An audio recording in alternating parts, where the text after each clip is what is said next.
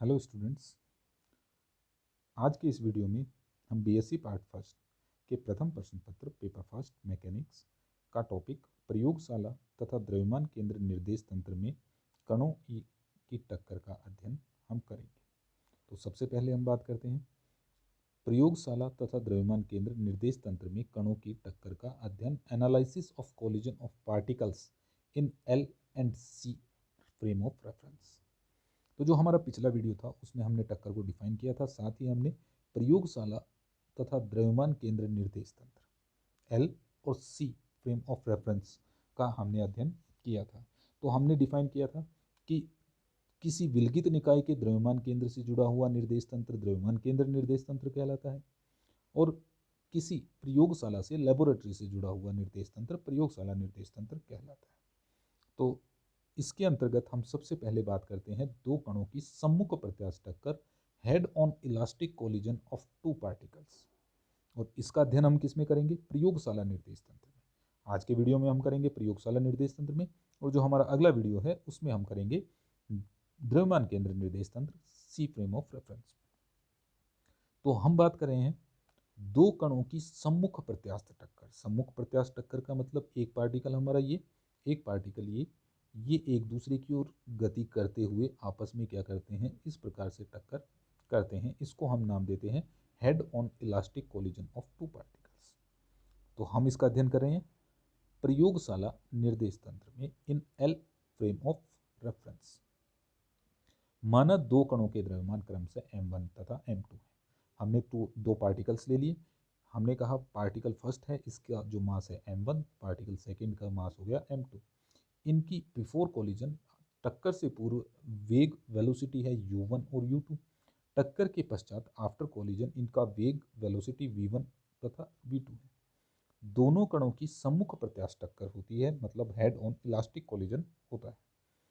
इस टक्कर के लिए गतिज ऊर्जा के संरक्षण नियम से, तो हम बात कर रहे हैं पहले संवेग संरक्षण से। यहाँ हमको लिखना है संवेग संरक्षण। तो संवेग संरक्षण से हो गया m1u1 plus m2u2 equals to m1v1 plus m2v2। इसको हमने समीकरण नंबर 1 से डिनोट कर दिया। इसी प्रकार हमने प्रत्यास्थ टक्कर के लिए गतिज ऊर्जा संरक्षण नियम लिख लिया, half m1u1 square plus half m2u2 square equals to half m1v1 square plus half m2v2 square. ये हमारी समीकरण नंबर 2 हो गई। अब हमने इस इक्वेशन के अंदर जो पार्टिकल है m1, इसकी जो हमारे पास टर्म्स थी इनको हमने एक साइड लिख लिया। तो ये हो गया m1u1 माइनस v1, इसको उठाकर इधर ले गए तो ये हो गया m2v2 माइनस u2। इसी प्रकार इसमें भी हमने जो पार्टिकल m1 था इसकी टर्म्स एक साथ लिखी तो हाफ हाफ हाफ हाफ हमने कैंसिल कर लिया। ये हो गया m1u1 square minus v1 square equals to m2v2 square minus u2 square. इसको उठाकर हम इस तरफ लेकर आ गए। ठीक है, तो समीकरण 1 और 2 को हम निम्न प्रकार से लिख सकते हैं। इसको उठाकर हम इधर ले आए, इसको उठाकर हम इधर ले गए, इसको उठाकर हम इधर ले आए, इसको उठाकर हम इधर ले आए। तो इससे हमने ये दो समीकरण लिख लिए। अब इस समीकरण के अंदर समीकरण यहाँ पर u1 square minus v1 square को हम इसका गुणनखंड कर लें, इसको फैक्टराइज कर लें, तो ये हो जाता है u1 प्लस v1 गुणा u1 माइनस v1। सिमिलरली इसका भी कर लें तो ये हो जाएगा v2 प्लस u2 और v2 माइनस u2। ये हो गई समीकरण नंबर 3, ये समीकरण नंबर 4। समीकरण 4 में समीकरण 3 का भाग दे देते हैं।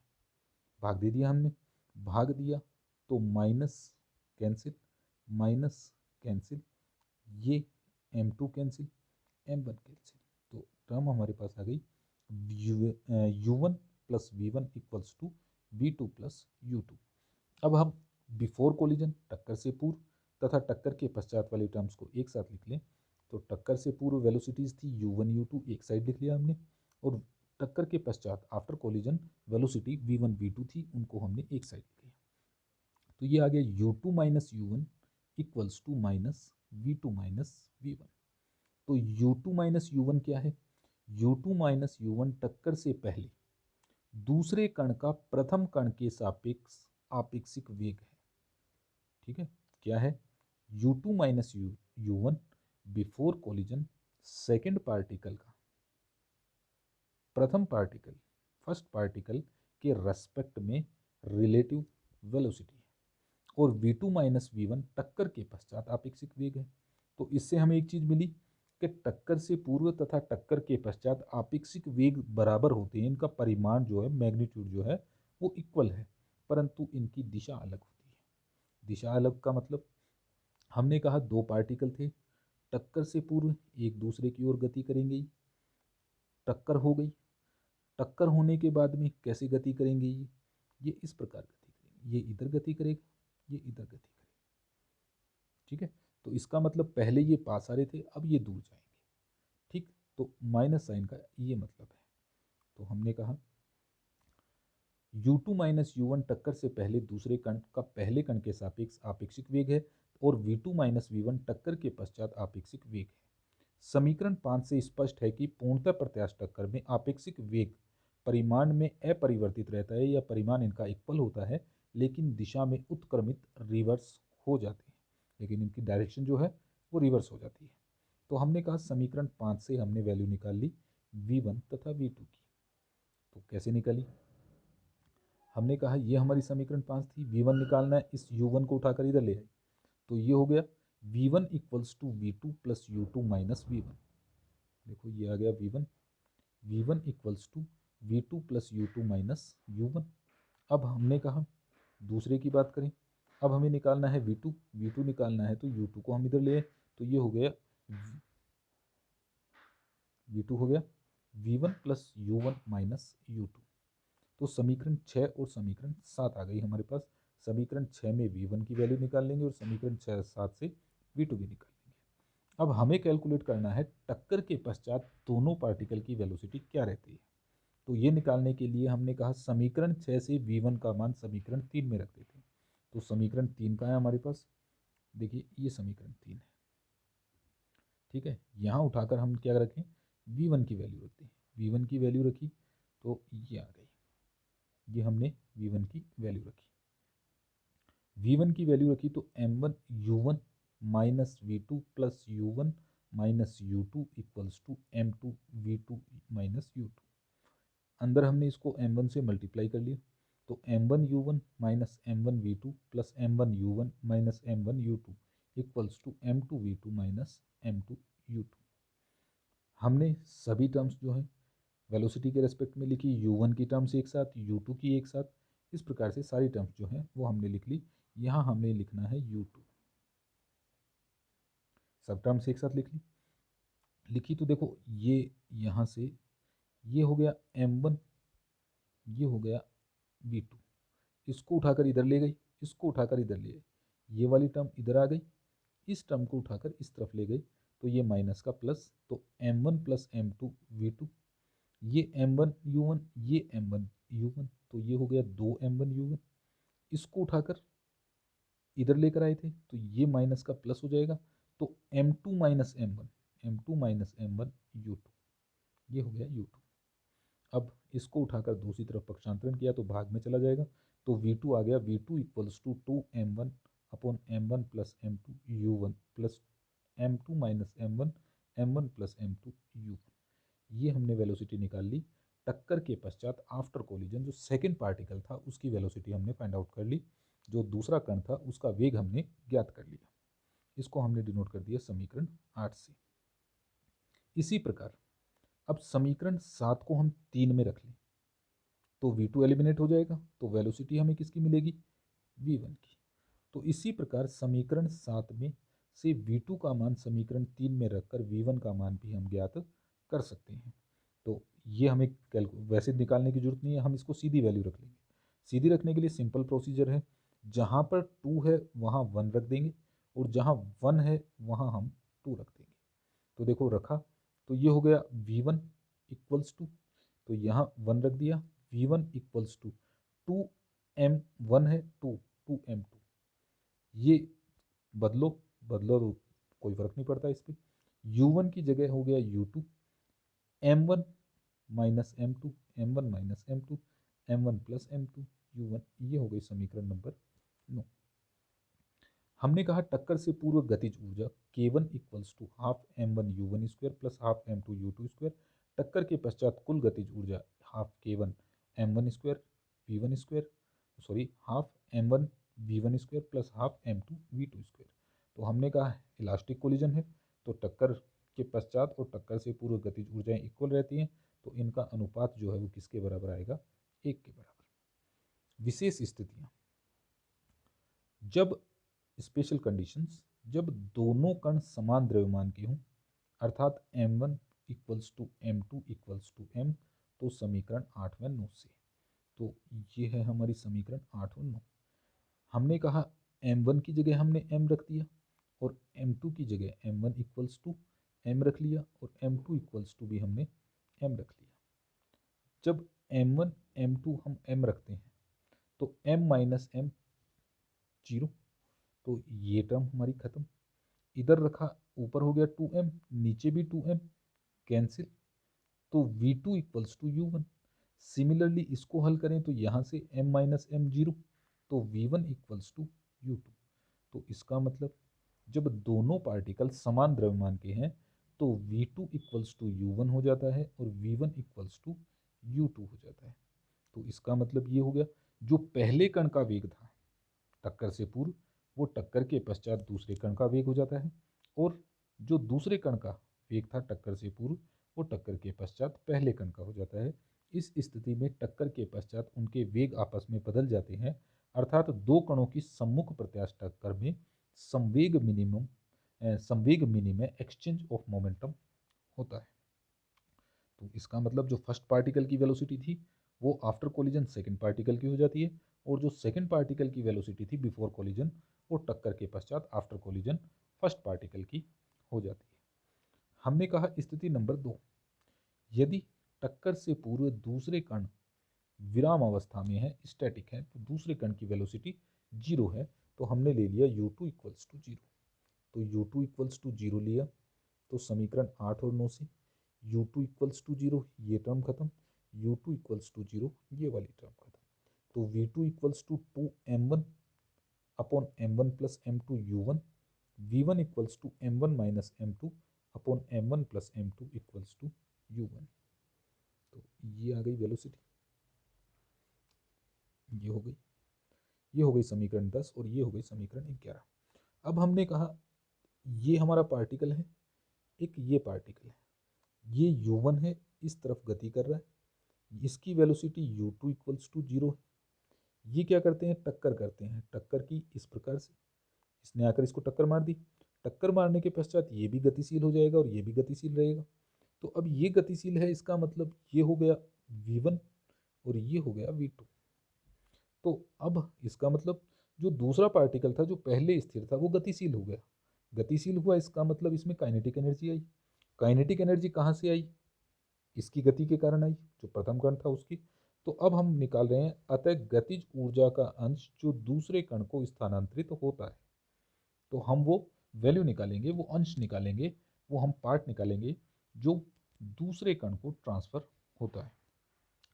तो हमने वेलोसिटी लिखी, दूसरे कण का गतिज ऊर्जा half m2 v2 square upon half m1 u1 square. u2 square equals to 0 था, तो सिर्फ हमने ये टर्म काम ली। v2 की वैल्यू हम ऊपर से लिख लाई, देखो ये रही, ये वैल्यू हमने यहाँ रख ली और ये वैल्यू हमने रख ली। अब इसको सॉल्व कर लिया, सॉल्व किया तो वैल्यू आ गई 4m1 m2 upon m1 plus m2 square. ठीक है, थोड़ा ढंग से लिख लिया, तो ये समीकरण 12 हो गई।